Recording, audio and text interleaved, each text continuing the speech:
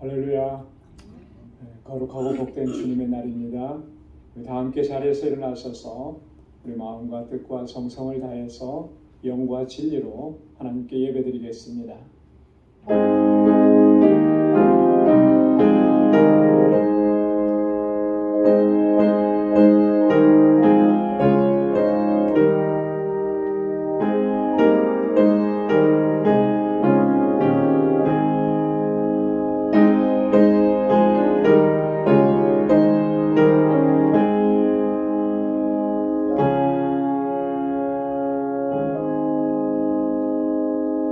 할렐루야. 새 노래로 여호와께 노래하며 성도의 회중에서 찬양할지어다. 이스라엘은 자기를 지으신 자로 인하여 즐거워하며 시온의 자민은 저희의 왕으로 인하여 즐거워할지어다. 춤추며 그의 이름을 찬양하며 소고와 수금으로 그를 찬양할지어다. 여호와께서는 자기 백성을 기뻐하시며 겸손한 자를 구원으로 아름답게 하심이로다. 아멘. 거룩하시고 자비로우신 만군의 주 여호와 하나님 아버지, 오늘도 복되고 거룩한 주님의 날을 허락해 주시고 저희들로 하여금 주님의 보좌 앞으로 나아올 수 있도록 우리의 발걸음을 인도해 주셔서 이렇게 하나님을 경배하고 찬양하고 예배케 하심을 감사합니다. 지난 한 주간 동안도 저희들에게 크신 은혜 베풀어 주시고 그 선하신 능력의 손길로 인도해 주심에 감사합니다.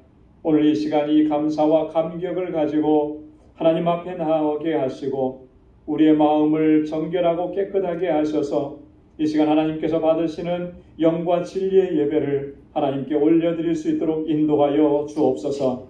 우리 가운데 임재하셔서 우리의 예배를 받아주시고 오늘도 예비하신 하나님의 은혜와 평강으로 덧입혀 주옵소서.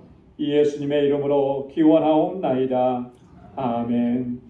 전능하사 천지를 만드신 하나님 아버지를 내가 믿사오며 그 외아들 우리 주 예수 그리스도를 믿사오니 이는 성령으로 잉태하사 동정녀 마리아에게 나시고 본디오 빌라도에게 고난을 받으사 십자가에 못 박혀 죽으시고 장사한 지 사흘 만에 죽은 자 가운데서 다시 살아나시며 하늘에 오르사 전능하신 하나님 우편에 앉아 계시다가 저리로서 산 자와 죽은 자를 심판하러 오시리라. 성령을 믿사오며 거룩한 공예와 성도가 서로 교통하는 것과 죄를 사하여 주시는 것과 몸이 다시 사는 것과 영원히 사는 것을 믿사옵나이다. 아멘. 자리에 앉으시기 바랍니다. 찬양으로 하나님께 영광을 드리겠습니다.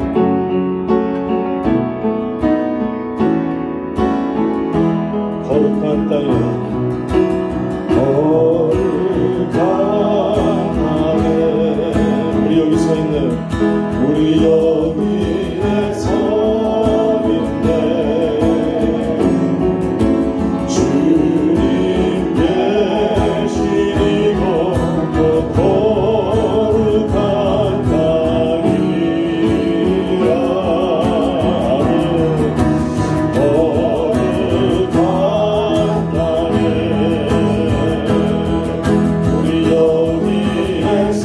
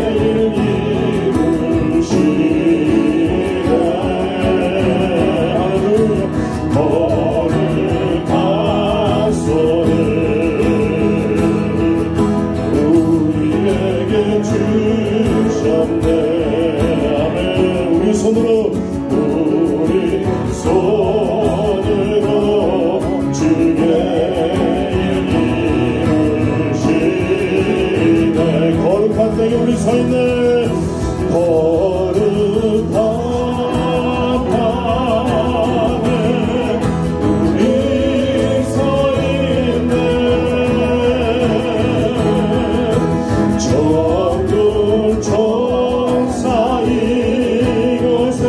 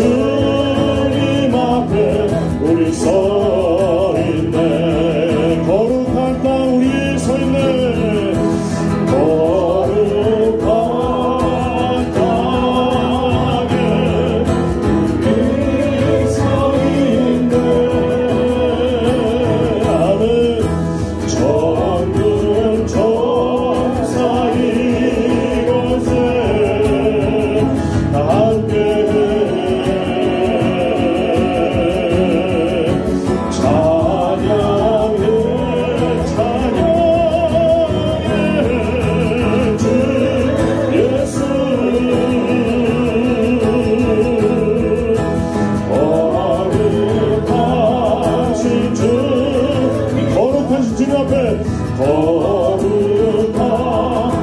주님 앞에 거룩하신 주님 앞에 우리 서 있네. 아멘, 아멘, 아멘.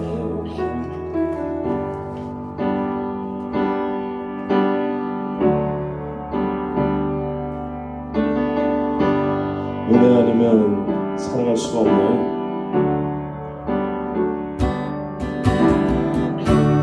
은혜 아니면 살아갈 수가 없네. 호흡마저도 다 주의 것이니. 아멘. 세상 평안과 위로 내게 없어도 예수 오직 예수뿐이네. 다시 한번 은혜 아니면 살아갈 수가 없네. 은혜 아니면 살아갈 수가 없네. 호흡마저도 다 주의 것이니. 호흡마저도 다 주의 것이니. 아멘. 세상 평안과 위로 내게 없어도 예수 오직 예수뿐이네. 그 신들에 가볼 수 없어도 작은 고난에 지쳐도 주께 묻긴 나의 모든 삶 버티고 위에 하시네. 아멘. 은혜 아니면 살아갈 수 없는 은혜 아니면 살아갈 수가 없네. 나의 모든 것 다 주께 맡기니. 아멘. 참된 평안과 위로 내게 주신 주 예수 오직 예수뿐이네. 거룩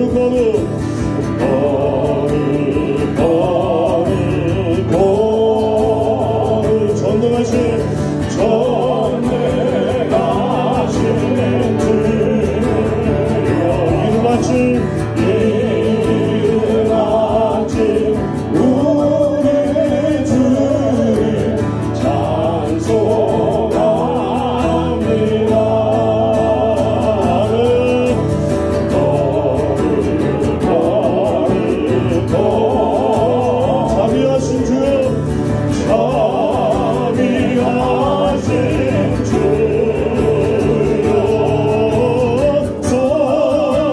성삼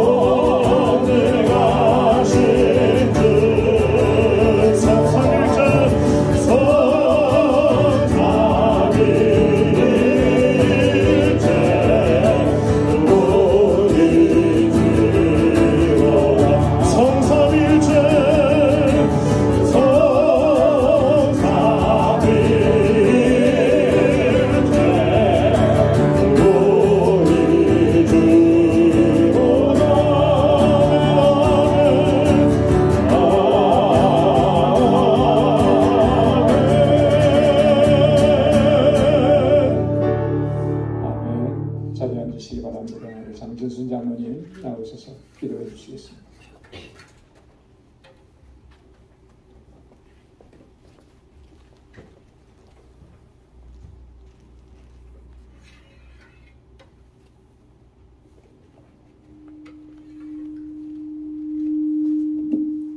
거룩하시고 자비로우시고 은혜가 풍성하신 좋으신 아버지 하나님 감사합니다. 오늘 거룩하고 복된 날을 저희들에게 허락하여 주시고 이 시간 우리 방주교회 성도들을 주님 보좌 앞으로 인도하여 주시어서 저희들이 마음을 다하고 힘을 다하고 뜻을 다해 우리 아버지 하나님을 경외하고 사랑하면서 감사함으로 예배를 드릴 수 있도록 인도하여 주심을 감사드립니다. 아버지 하나님, 저희들이 드리는 이 예배가 하늘 보좌의 상달대에서 하나님께서 기뻐 받으시는 신실한 예배가 되기를 간절히 원하옵고 기도합니다. 아버지 하나님이여, 저희들 너무도 부족하고 연약하고 정말 너무도 부족한 데가 많은데 아버지 하나님께서 저희를 늘 긍휼히 여겨주시고 사랑해 주심으로 주님을 바라보고 아버지 하나님께 예배드리는 이 시간이 저희들에게 가장 소중한 시간임을 믿습니다. 아버지 하나님이여, 저희들이 드리는 이 예배가 정말 하나님 기뻐 받으시는 예배가 되기를 간절히 원하고 기도하며 아버지 오늘 또 세우신 종 목사님 통해서 주시는 말씀을 들을 때 저희들이 심령이 뜨거워지게 하여 주시고 하나님을 더욱더 간절히 사모하면서 하나님 앞에 날마다 더 가까이 나아가는 저희들의 삶이 되기를 간절히 원하고 기도합니다. 아버지 하나님이여, 우리 가련교회를 지극히 사랑하여 주셔서 이 가련교회를 통해서 하나님의 크신 역사 이루시는 줄을 저희들을 믿고 저희들이 힘을 합하고 뜻을 다해서 하나님 뜻에 순종하고 하나님 일에 성실을 다할 수 있는 온 성도가 되기를 간절히 원하고 기도합니다. 오 나의 아버지 하나님이여, 저희들을 아버지 하나님께서 항상 지켜주시고 항상 생명의 길로 이끌어 주심을 감사하고 오늘 또 말씀 안에서 저희들의 새로운 느낌을 갖게 하시고 감동을 받게 하여 주셔서 항상 하나님 뜻을 찾아서 하나님께 영광 돌리는 삶을 사는 저들이 되기를 간절히 원하고 기도합니다. 저희의 아버지의 마음은 항상 있으면서도 행함이 없는 저희들을 참으로 아버지 정말 저 아버지 하나님께서 늘 함께 하여 주셔서 힘과 능력이 되어 주셔서 주님의 뜻을 따라서 사는 저희 삶이 되도록 성령께서 항상 우리를 붙들어 주시고 이끌어 주시옵소서. 모든 예배를 아버지 하나님 받으시옵소서. 감사하며 우리 주 예수님 이름 받들고 기도드리옵나이다. 아멘.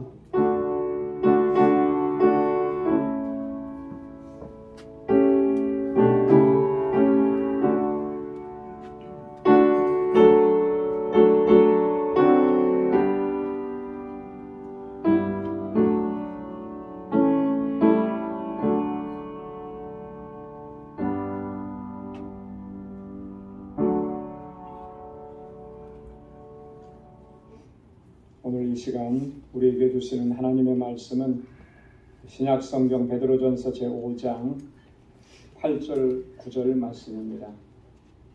신약성경 베드로전서 제5장 8절 9절 말씀을 봉독하겠습니다. 근신하라, 깨어라, 너희 대적마귀가 우는 사자같이 두루다니며 삼킬 자를 찾나니 너희는 믿음을 굳게 하여 저를 대적하라. 이는 세상에 있는 너희 형제들도 동일한 고난을 당하는 줄 알미니라. 아멘. 할렐루야. 할렐루야.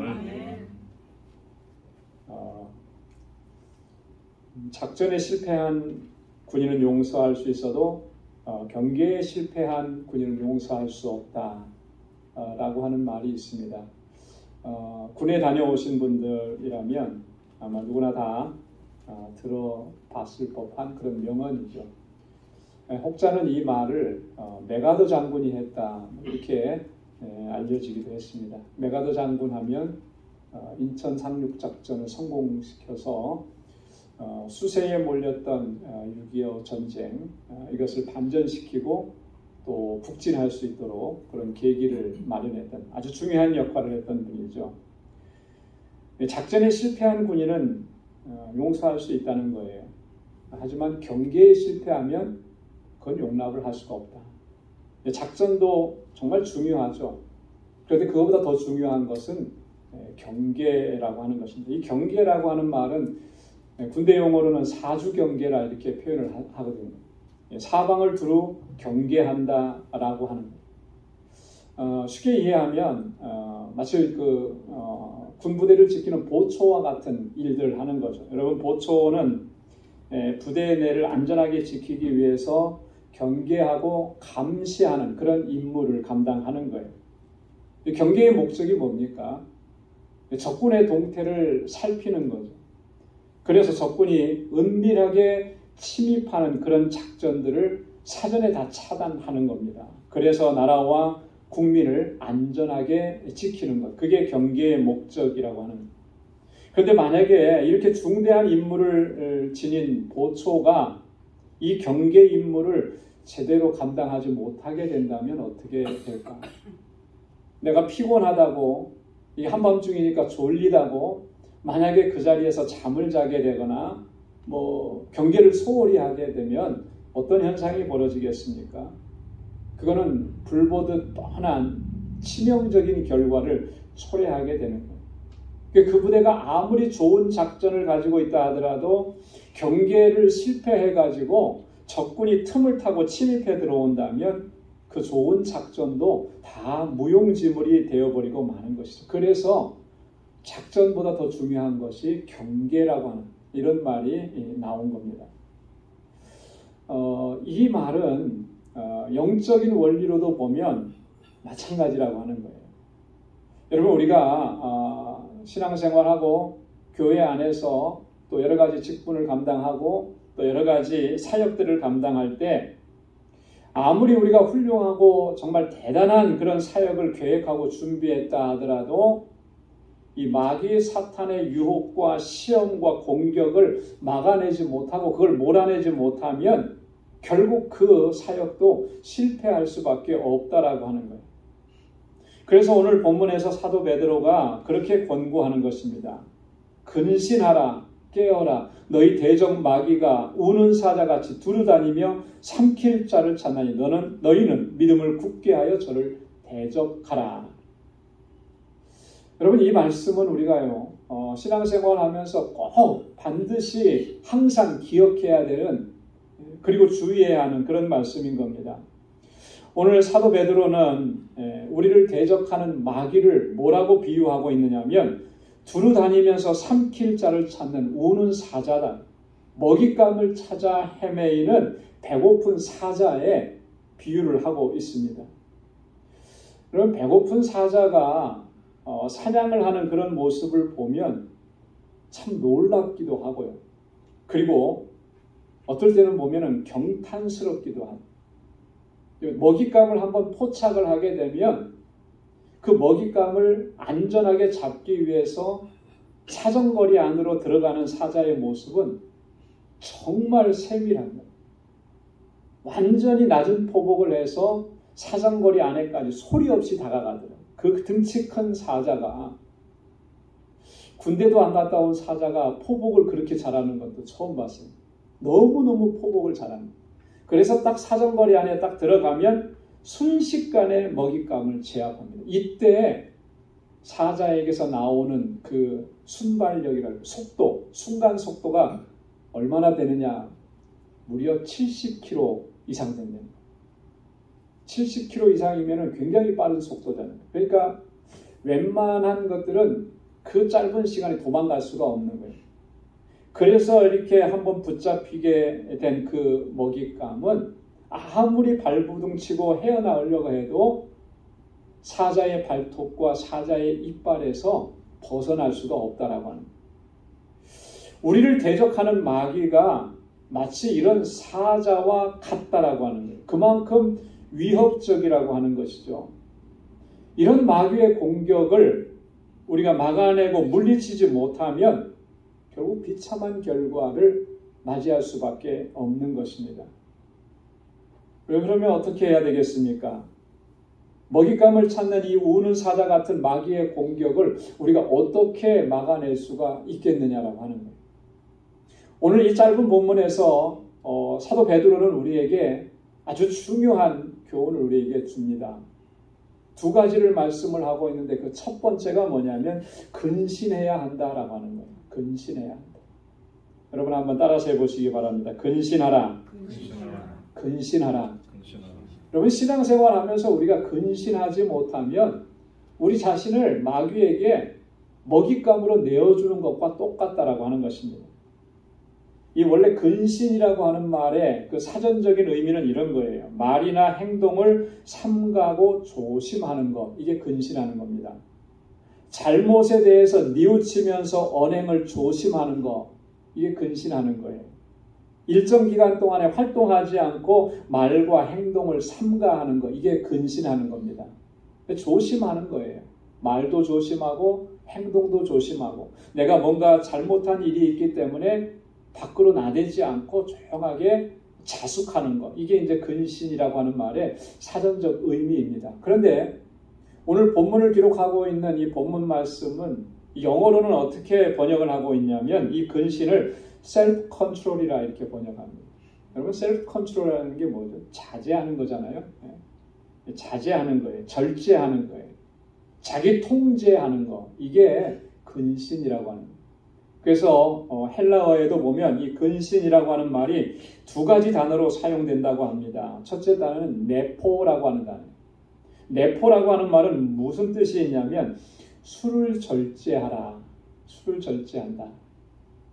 이 술이나 이런 것들을 먹으면 정신이 몽롱해지고 정신이 희미해지고 판단력이 흐려지고 그러니까 그걸 절제하는 데 사용되는 용어가 네포라고 합니다. 성경에 보면 술 취하지 말라 그랬잖아요. 그때 사용된 단어라고. 또 이 근신이라고 하는 말이 또 다른 단어는 뭐냐면 소프론이라고 하는 단어. 이 소프론이라고 하는 단어를 영어 성경에서는 셀프 컨트롤이라 이렇게 번역을 합니다. 절제한다, 자제한다 이런 의미입니다. 그런데 오늘 본문에서 사도 베드로는 이 근신하라라고 하는 말을 이런 의미로 사용을 한 겁니다. 물론 문자적으로는 절제하고 자제하라라고 하는 것, 자기 통제하라라고 하는 말이지만 그걸 좀 더 세부적으로 풀어서 얘기하면 이렇게 하는 거예요. 마귀가 유혹하고 시험하지 못하도록 원천적으로 기회를 주지 말라 이런 의미예요. 내가 절제하고 나를 통제하고 자제하면 시험과 유혹에 들 수 있는 그런 기회를 주지 않는 거죠. 원천적으로 그걸 차단하는 거예요. 마귀가 유혹하고 시험할 수 있는 그런 거리를 내게서 제거하라는 거예요. 틈을 보이지 말라는 거죠. 그런 환경에 가까이 하지 말라라고 하는 겁니다. 그런 상황을 만들지 말라라고 하는 거예요. 그것이 마귀의 유혹과 시험을 물리치고 이겨낼 수 있는 첫 번째 방법이라고 하는 것이 오늘 베드로의 권고의 말씀인 것입니다. 여러분 한번 잘 보십시오. 다른 사람들은 볼 필요 없이 나 자신을 보면 여러분 우리가 유혹과 시험에 빠지게 되는 가장 보편적이고 일반적인 원인이 뭡니까? 우리가 뭔가 유혹에 잘 걸려 들어가고 하지 말아야 되는데 또 하고 이런 것들 그거 하면 안 되는데 또 하고 이렇게 되는 가장 근본적인 원인이 뭘까? 그거는 이런 것 같아요. 그걸 가까이 하기 때문에 그런 거예요. 그걸 내 눈에 보는데 그 앞에 두기 때문에 항상 그것을 가까이 하기 때문에 여러분 가까이 하면 거기에 빠져들게 되어 있습니다. 그래서 우리 옛 선조들은 그런 교훈을 남겼잖아요. 근묵자흑이라. 먹을 가까이 하면 거머쥐게 되어 있다라고 하는 거예요. 그죠? 연탄이나 숯불을 가까이 하고 깨끗하게 아무것도 묻지 않고 이렇게 될 수 있는 사람은 아무도 없는 거예요. 그게 하루 이틀, 한 달, 두 달 되다 보면 나도 모르는 사이에 묻게 되어 있는 거죠. 나쁜 것을 가까이 하게 되면 결국 같이 나빠진다라고 하는 의미입니다. 그래서 마중지봉이라는 한자 성어로 우리에게 교훈을 하는, 이게 무슨 말인가 저도 이번에 찾아봤는데요. 마중지봉, 이게 무슨 말일까요? 마는 삼마자예요. 중은 가운데 중자. 마중지봉, 봉은 쑥봉자. 그럼 뭐겠습니까? 삼밭에 있는 쑥이라고 하는 거죠. 삼은 곧게 자라는 특징이 있습니다. 그런데 쑥은 안 그렇잖아요. 꾸불꾸불하게 자라잖아요. 그런데 그 쑥이 삼밭에 있으면 그 쑥도 삼처럼 곧게 자라게 된다라고 하는 그런 의미죠. 좋은 환경을 만나면 좋아지게 된다라고 하는 거죠. 마치 맹모 삼천지교와 같은 그런 교훈인 것입니다. 그럼 성경에도 보면 이런 교훈이 얼마나 많이 우리가 찾아볼 수 있는지 모릅니다. 잠언 7장 27절로 29절에 보면 솔로몬이 이렇게 경고하면서 교훈했습니다. 사람이 불을 품에 품고야 어찌 그 옷이 타지 않겠으며 사람이 숯불을 밟고야 어찌 그 발이 되지 않겠느냐. 남의 아내와 통관하는 자도 이와 같을 것이라. 무릇 그를 만지기만 하는 자도 죄 없게 되지 아니하리라. 불을 품었는데 어떻게 그 옷이 타지 않겠습니까? 숯불을 밟고 있는데 그 발이 어떻게 되지 않겠느냐는 거예요. 남의 아내와 통관하는 사람 이와 같을 것이다. 그를 만지기만 해도 그가 죄 없다 하지 아니하리라. 여러분 창세기 39장에 보면 요셉이 노예로 팔려갔다가 보디발의 가정에 가정 총무로 일을 하게 된 그런 상황을 우리가 볼 수가 있습니다. 그런데 보디발의 아내가 얼마나 끈질기게 이 요셉을 유혹합니까? 그때마다 요셉은 단호하게 거절하고 그 현장을 떠납니다. 그렇게 함으로 인해서 요셉은 모함을 받게 됐죠. 억울한 옥살이를 하게 됐죠. 하지만 요셉은 올바른 선택을 한 거예요. 자신을 유혹하고 시험하는 그 상황과 현장 속에서 어떠한 빌미도 제공하지 않고 그 자리를 떠난 것입니다. 비록 그렇게 함으로 인해서 억울한 옥살이를 하게 되고 누명을 쓰게 되었을지라도 요셉은 그렇게 결단하고 올바른 선택을 한 것입니다. 창세기 39장 9절로 10절 보면은 그런즉 내가 어찌 이 큰 악을 행하여 하나님께 득죄하리이까. 여인이 날마다 요셉에게 청하였으나 요셉이 듣지 아니하여 동침하지 아니할 뿐더러 함께 있지도 아니하니라. 듣지 않는 거죠. 함께 있지도 않는 거예요. 일은 해야 되니까 그 집에 안 갈 수는 없죠. 하지만 그 여인과 함께 있지를 않는 거죠. 왜? 함께 있으면 계속해서 유혹하고 시험하니까 10번 찍어 안 넘어가는 나무 없다고 사람은 그렇게 노출이 되면 언젠가는 거기에 쓰러지게 되어 있는 거예요. 요셉은 그걸 알기에 함께 있지도 않은 것입니다. 12절에도 보면 그 여인이 그 옷을 잡고 가로되 나와 동침하자 요셉이 자기 옷을 그 손에 버리고 도망하여 나가며 옷을 벗어서 던져버리고 그리고 그 자리를 떠난 거예요. 여러분 이게 이 마귀의 시험과 유혹을 이겨낼 수 있는 첫 번째 방법입니다. 나를 시험에 들게 하고 나를 유혹하게 하고 나를 무너뜨릴 수 있는 그런 환경과 자리, 우리가 약한 부분들이 있잖아요. 우리에게 정말 쉽게 무너져 내리는 그런 약한 부분들이 있습니다. 그걸 우리가 누구나 다 잘 알고 있죠. 그렇기 때문에 그 자리에 가면 쉽게 무너져 내린 그 자리를 가지 않는 게 그게 첫 번째 방법이라는 거예요. 그게 근신하는 거라고 하는 것입니다. 사도 바울이 데살로니가전서 5장 22절에서 이렇게 권고합니다. 악은 모든 모양이라도 버리라. 이게 중요한 거예요.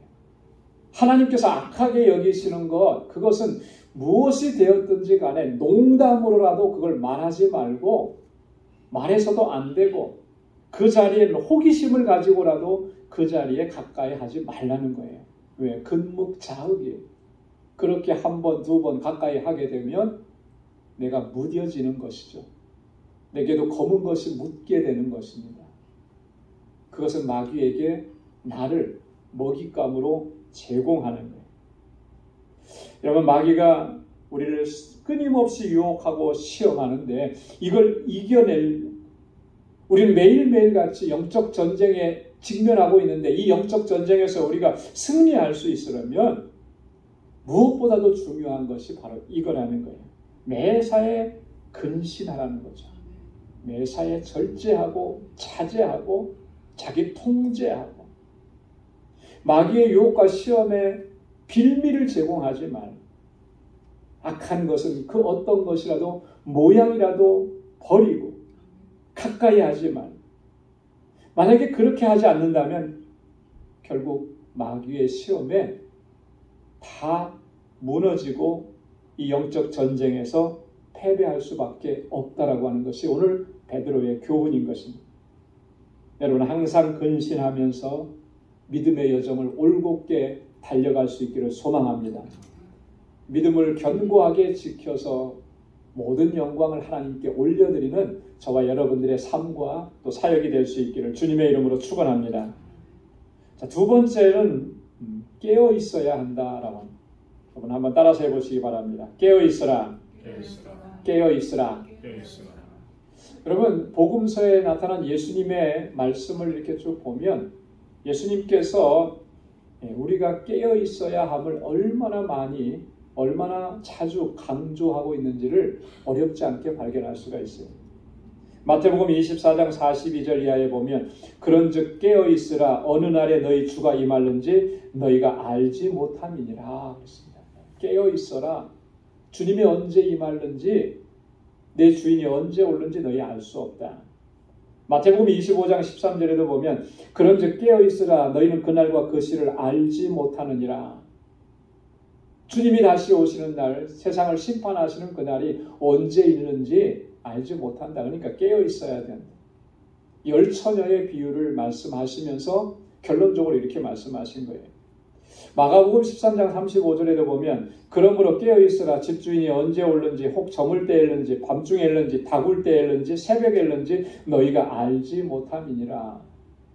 깨어있으라고 그렇게 강조하신 거예요. 여러분, 사도 바울도 그의 서신서를 통해서 우리가 깨어있어야 함을 아주 신중하게 강조합니다. 로마서 13장 11절에 보면 또한 너희가 이 시기를 알거니와 자다가 깰 때가 벌써 되었으니 이는 이제 우리의 구원이 처음 믿을 때보다 가까웠음이니라. 이제는 자다가 깰 때가 되었다. 더 이상 잠들어 있어서는 안 된다라고. 언제까지 잠들어 있겠느냐. 깨어 있으라는 거예요. 우리의 구원이 처음 믿을 때보다 가까워졌다라고 하는 거예요. 무슨 말씀입니까? 우리의 구원의 완성, 하나님께서 우리를 영화롭게 하시는 그날이 가까워졌다. 주님의 심판의 날이 가까워졌다. 주님 다시 오실 날이 가까워졌는데 언제까지 그렇게 자고 있겠느냐? 여러분, 깨어있으라는 말이 어떤 의미겠습니까? 어떻게 하는 것이 깨어있는 것이겠습니까? 지금 우리 다 육체적으로는 다 깨어있는데요. 여기서 깨어있으라고 하는 말은 두 가지 의미로 해석해 볼 수가 있는데, 첫째는 기도로 깨어있는 것을 얘기합니다. 기도로 깨어있는. 골로새서 4장 2절에 보면 기도를 항상 힘쓰고 기도에 감사함으로 깨어있으라. 에베소서 6장 18절에 보면 모든 기도와 간구로 하되 무시로 성령 안에서 기도하고 이를 위하여 깨어 구하기를 항상 힘쓰며 여러 성도를 위하여 구하고. 사도 바울은요, 이 깨어있는다라고 하는 것이 뭔지를 아주 분명하게 우리에게 말씀해 줍니다. 그것은 기도하는 것이라는 거예요. 기도하는 것. 그렇기 때문에 기도하지 않으면 그건 그 영혼이 잠들어 있는 것입니다. 기도하는 사람은 그 영혼이 깨어있는 거예요. 깨어있어야 이 마귀 사탄의 시험과 유혹들을 이겨낼 수가 있고 승리할 수가 있다라는 겁니다. 마태복음 26장 41절에 예수님께서 겟세마네 동산에서 그렇게 말씀하셨잖아요. 시험에 들지 않게 깨어있어 기도하라. 마음에는 원이로되 육신이 약하도다 하시고. 어떻게 되지 않기 위해서 깨어 기도하라는 거예요? 시험에 들지 않게 깨어있어 기도하라. 여러분, 깨어있는다는 말 그냥 기도한다는 의미잖아요.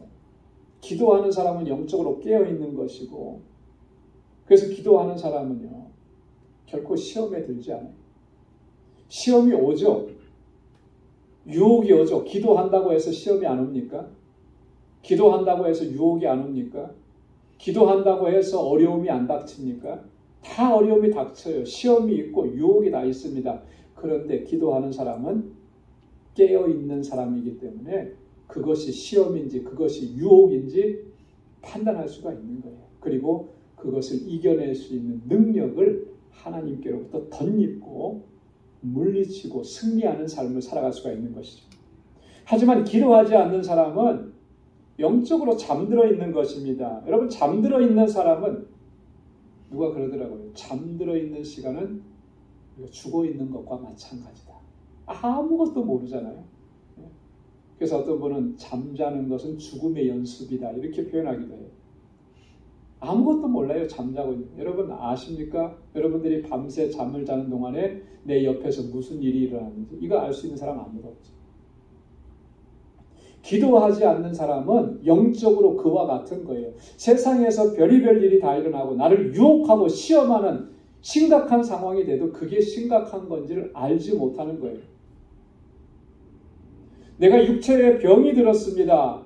불치의 병이 들었습니다. 근데 이게 무엇을 의미하는지 깨닫지를 못하는 거예요. 기도하지 않으면. 왜? 내가 영적으로 잠들어 있으니까. 깨어있는 사람은 그게 무슨 의미인지 알죠. 내가 어떻게 해야 되는지 알고요. 기도하는 사람은 하나님께서 그 지혜를 주시기 때문에. 그러나 기도하지 않으면 그걸 알 수가 없는 것입니다.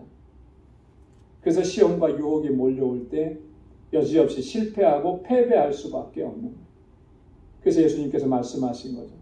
시험에 들지 않게 깨어있어 기도하라. 사도 베드로가 지금 깨어있으라고 이 말을, 이런 권고와 권면의 말을 남길 때 무슨 생각을 했을까? 아마도 겟세마네 동산에서 있었던 일, 그 일을 생각을 했을 거예요. 사도 베드로에게 뼈저린 상황이 몇 가지 상황이 있는데 그 중에 하나가 뭐냐면 예수님께서 함께 기도하자, 함께 깨어있자 그렇게 말씀하셨을 때 베드로는 잠이 들었단 말이죠. 예수님께서 붙잡혀 가실 때, 그리고 예수님께서 고난을 당하실 때 그는 예수님을 모른다고 3번씩이나 부인했었단 말이에요. 만약에 정말 그가 깨어 있었다면, 주님께서 말씀하신 것처럼 기도했다면 주님을 모른다고 그가 부인했을까? 부인하지 않았을 거예요.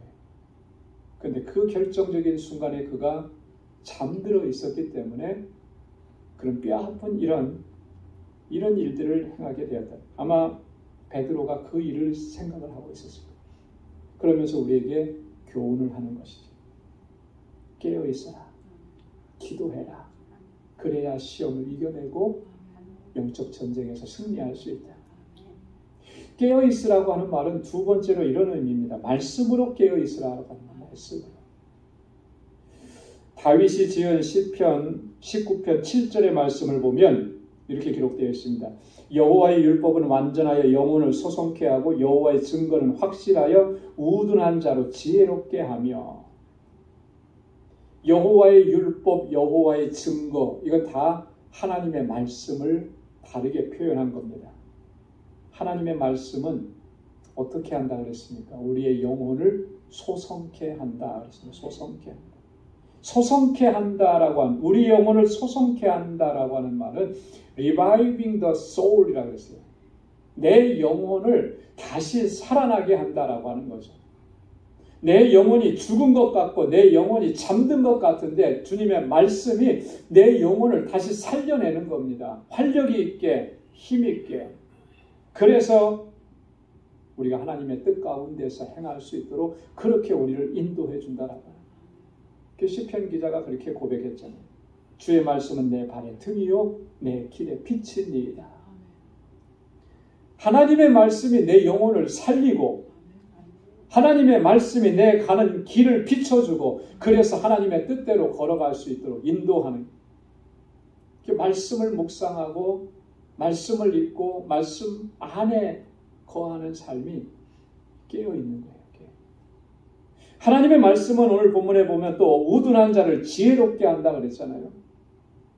하나님의 말씀이 우리로 하여금 지혜롭게 하는 겁니다. 근데 우리는 이 지혜를 어떻게 많이 생각하냐면 세상에서 출세하고 성공하는 지혜로 생각해요. 공부 잘하는 지혜로 생각합니다. 물론 그게 완전히 틀린 말은 아니지만 성경이 말씀하고 있는 지혜롭게 한다는 말의 본래적인 의미는 아닌 거예요. 하나님의 말씀이 우리를 지혜롭게 한다라고 하는 말은 이런 겁니다. 하나님의 뜻을 바로 깨닫고 그 뜻대로 행할 수 있도록 우리를 인도한다라고 하는 그런 말인 거예요. 그래서 시편 기자가 뭐라고 고백을 했습니까? 그러므로 내가 주의 계명을 금 곧 정금보다 더 사랑하니이다. 그러므로 내가 범사의 주의 법도를 바르게 여기고 모든 거짓 행위를 미워하나이다. 시편 119편 127절에서 그렇게 얘기하잖아요. 주님의 말씀은 정금보다 내가 더 사랑합니다. 왜냐하면 모든 거짓된 행위를 미워할 수 있게 되고 주님의 법도를 바르게 여길 수 있기 때문에 그렇습니다. 여러분, 사도 바울은요, 이 하나님의 말씀이 우리를 어떻게 인도해 주는지 그리고 그 능력이 얼마나 위대한지를 우리에게 이렇게 증거합니다. 디모데후서 3장 16절로 17절 우리 함께 같이 읽어보겠습니다. 다 같이요. 모든 성경은 하나님의 감동으로 된 것으로 교훈과 책망과 바르게 함과 의로 교육하기에 유익하니 이는 하나님의 사람으로 온전케 하며 모든 선한 일을 행하기에 온전케 하려 함이니라. 아멘. 성경은 어떻게 한다 그랬습니까? 우리를 교훈하고 책망하고 우리를 바르게 인도하고 의로 교육한다 그랬잖아요. 성경은 우리 하나님의 사람들을 온전케 하고 하나님께서 선하게 여기시는 일들을 행할 수 있도록 그렇게 우리를 이끌어준다고 했잖아요. 그렇기 때문에 우리는 하나님의 말씀을 늘 가까이 해야 해요. 부지런히 읽어야 하는 것입니다. 깊이 묵상해야 하는 것입니다. 그리고 말씀대로 순종하는 삶으로 나아가는 것입니다. 이게 깨어있는 거예요. 이게 깨어있는. 이렇게 깨어있는 사람은 결코 마귀의 시험과 유혹에 넘어지지 않습니다. 항상 승리하는 삶을 살아갈 수가 있게 되는 것입니다. 사랑하는 성도 여러분, 오늘 사도 베드로의 권고한 이 말씀을 항상 기억하고 가슴에 새기고 그렇게 우리의 믿음의 여정을 달려가고 이 영적 싸움을 승리할 수 있기를 바랍니다. 대적 마귀가 우는 사자같이 두루다니면서 먹잇감을 찾고 있는데 우리가 근신하지 않으면 깨어있지 않으면 그 마귀의 먹잇감이 될 수밖에 없어요. 정말 불행한 일은 그렇게 마귀의 먹잇감이 되어 있는데도 불구하고 내가 그런 상황 가운데 놓여 있다는 것조차도 인식하지 못하는 것, 이게 정말 불행한 거예요. 항상 근신하고 깨어 있으면 어떠한 시험과 유혹도 넉넉히 이겨낼 수 있게 되는 줄로 믿습니다. 말씀과 기도로 깨어있고 우리의 믿음을 견고하게 그렇게 마귀를 대적하면 하나님께서 우리에게 승리를 허락해 주실 줄로 믿습니다. 기도하겠습니다. 하나님 아버지 감사합니다. 오늘도 하나님 귀한 말씀으로 우리의 영혼을 깨워주시고 다시 한번 주님 앞에 우리를 바로 세워주셔서 감사합니다. 우는 사자와 같이 먹잇감을 찾아 헤매이는 그런 마귀 사탄의 공격 앞에 우리가 무너지지 않게 하시고 하나님께서 주시는 은혜 안에서 강건하게 하시며 늘 깨어있게 하시고 주님의 말씀 붙잡고 믿음으로 살아가고 날마다 승리할 수 있는 저희들 되게 하여 주옵소서. 그리하여 결국 오직 하나님께 영광 돌리고 하나님 기뻐하시는 믿음의 길을 온전하게 걸어갈 수 있는 우리 방주의 모든 권속들이 다 되게 하여 주옵소서. 감사하며 예수님의 이름으로 기도드리옵나이다. 아멘. 찬송 395장 부르시면서 준비하신 예물을 하나님께 드리겠습니다.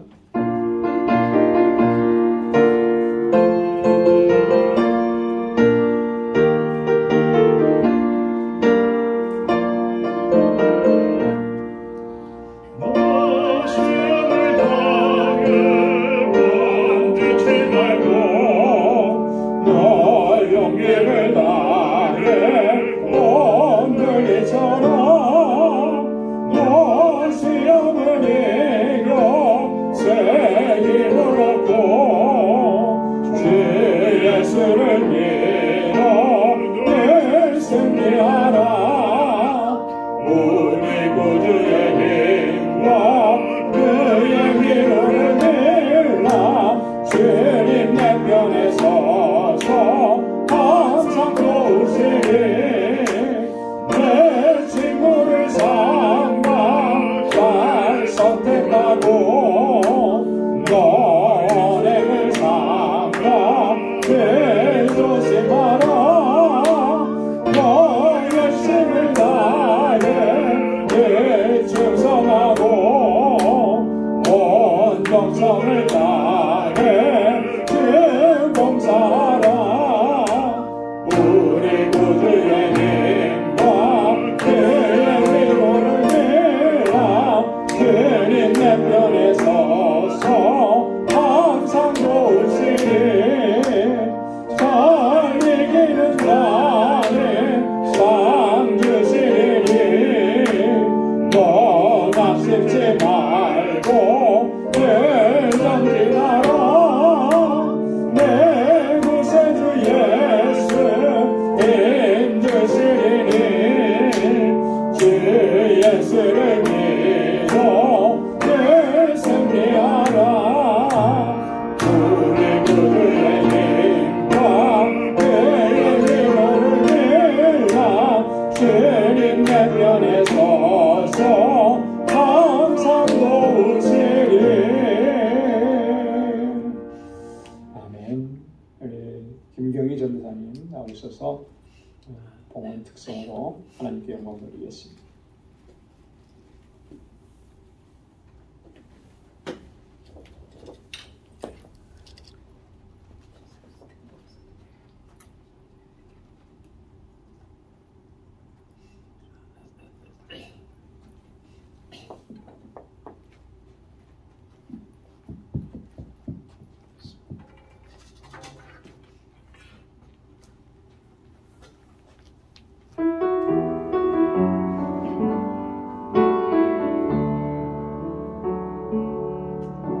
이제는 내가 없고 오직 예수님만 내 안에 살아계신 오직 예수님만 찬양하며 살리라. 예배하며 살리라. 내 안에 계시는 오직 예수님만. 주님은 나의 아버지 내 상한 영혼 만지시고 주님은 나의 하늘 아버지 나의 모든 것 주님께 맡기리. 이제는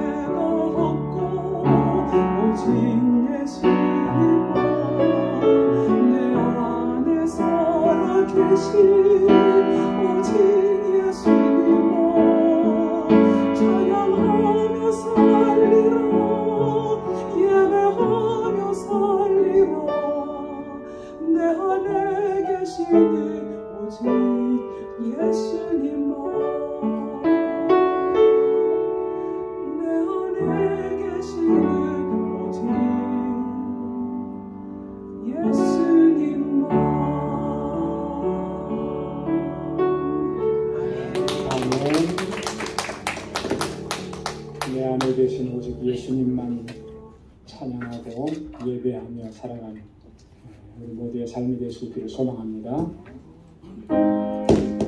나가진 모든 것 다스릴 것이 그 마음을 귀한 성을 가슴께 바치네.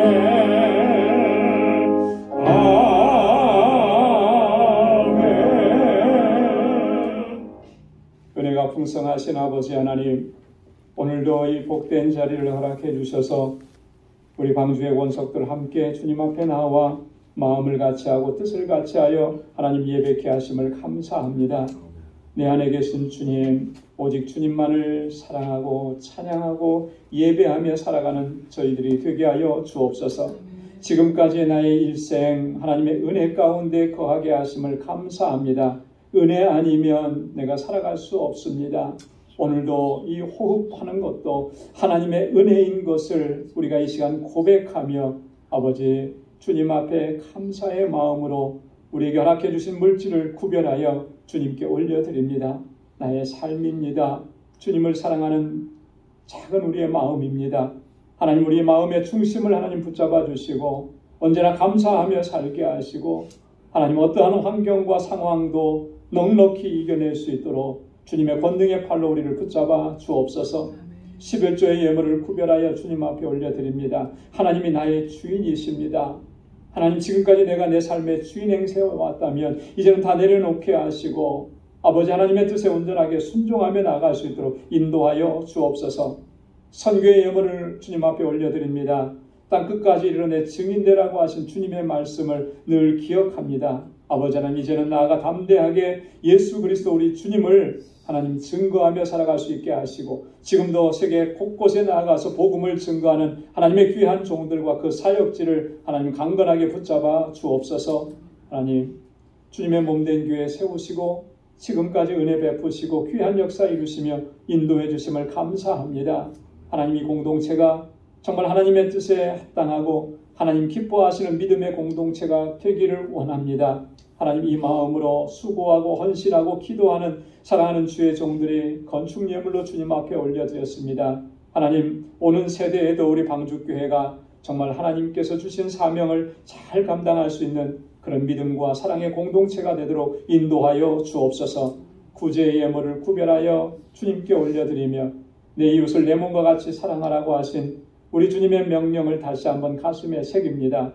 내게 주신 은혜와 복, 이제는 내게서 넘쳐 흘러서 하나님, 이 사랑과 이 은혜가 필요한 곳을 향하여 나아갈 수 있도록 인도해 주옵소서. 오 하나님 아버지, 오늘도 하나님 주님께 나와서 여러 모양으로 귀한 섬김의 손길로 수고하고 애쓰는 사랑하는 주의 종들의 그 헌신과 수고를 기억해 주시고 주의 은혜와 복을 더하여 주옵소서. 이제 또 한 주간의 삶을 향하여 나아갑니다. 그 발걸음을 지켜주시고 우리 사랑하는 성도들의 가정과 직장과 삶의 터전을 이 한 주간도 견고하게 붙들어 주옵소서. 모든 것 감사하고 예수님의 이름으로 봉헌 기도드리옵나이다. 아멘. 우리 전후좌우에 계신 분들과 함께 인사 나누시기 바랍니다. 샬롬, 주님의 평강이 함께하길 바랍니다. 사랑합니다.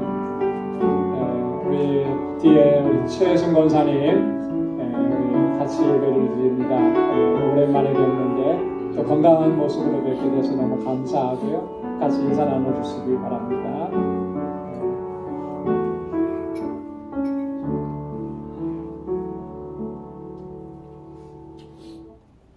하나님의 은혜와 주님의 평강이 여러분들의 가정과 또 삶, 또 행하시는 모든 일 가운데 늘 넘쳐나기를 바랍니다. 감사합니다. 감사합니다. 오늘 영상으로 예배를 드리는 여러분들에게도 같은 은혜로 하나님께서 채워주시기를 소망합니다. 우리 교회 소식 전해드리겠습니다. 오늘 오후 2시에 본당에서 남성교회 연합 헌신 예배를 드립니다. 우리 모두 다 참여하시기 바랍니다. 남성교회 헌신 예배니까 남성교회 회원들만 이러지 마시고요. 다 함께 참여하셔서 우리가 같은 마음으로 하나님 앞에 헌신을 결단할 수 있기를 바랍니다. 다음 주일은 우리 야외 예배로 드립니다. 그래서 장소는 우리 팬데믹 이전에 갔던 그레인넥 파크 이름은 제가 정확하게 모르겠어요. 그레인넥에 거기에 그대로 가고 주소가 지금 적혀져 있습니다. 이 주소를 보시고 또 그 앱을 켜고 이렇게 오시면 어렵지 않게 찾으실 수가 있겠고요. 그 입구가 거기가 아마 그 팍 전체의 아주 메인 엔트런스는 아니라 그래요. 그래서 뭐 거기에 특별한 표시가 없어요. 그래서 그 주소가 바로 옆집 주소를 지금 적어드린 거예요. 그럼 그 앞에 오면 먼저 가신 분들이 이렇게 다 표시를 해놓을 겁니다. 아마 그 앞에 오시면 다 아실 수가 있을 거예요. 우리 방주교회 편말도 붙여놓고 할 거니까 그렇게 오시면 되겠습니다. 차량을 이용하실 분들 교회에 9시 반까지 교회로 오시면 교회 밴으로 함께 가도록 하겠습니다.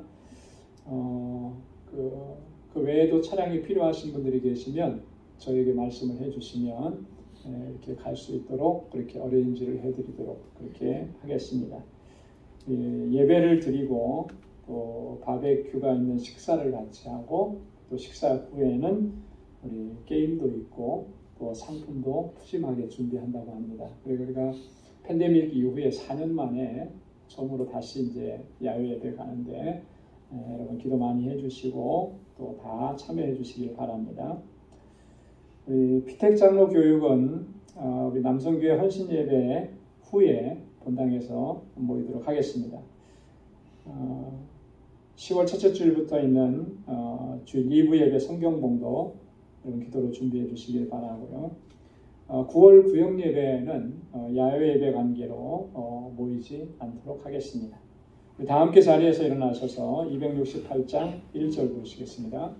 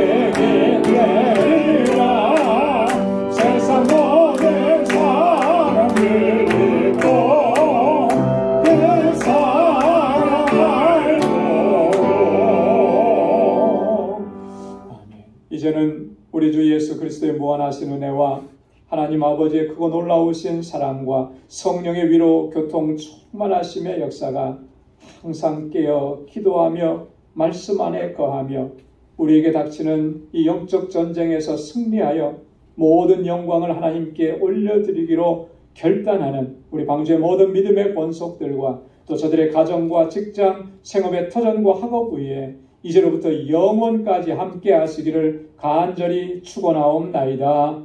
아멘.